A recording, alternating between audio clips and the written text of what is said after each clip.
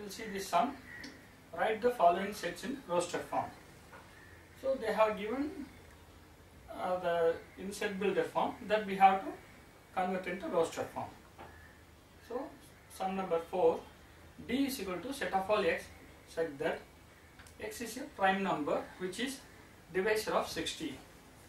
Do you know what is a prime number? A prime number is a number which is divisible by 1 and also the same number. It should not be divisible by any other number. So what they have given, x is a prime number which is divisor of 60. So a number which divides 60 and also it's a prime number only we have to put.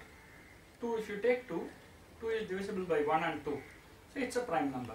It is dividing 60 also. 3 is a number which is divisible by 1 and the same number 3. So this will come in this set. 5 is a number which is divisible by 1 and 5 only, and is divisor of 60. That comes here. But if you take 6 will be divisor of 60, but it is not a prime number because it is divisible by 2 and 3. That's why 6 doesn't belong to this set. So if you check every number after that also, it will not belong to that. So the set is equal to D is equal to 2, 3, 5.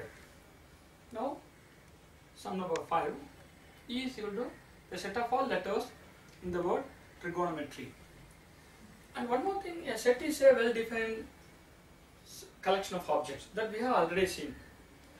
And it is more than enough to write only the unique elements or members of the set. If it is coming twice, but that nothing wrong in repeating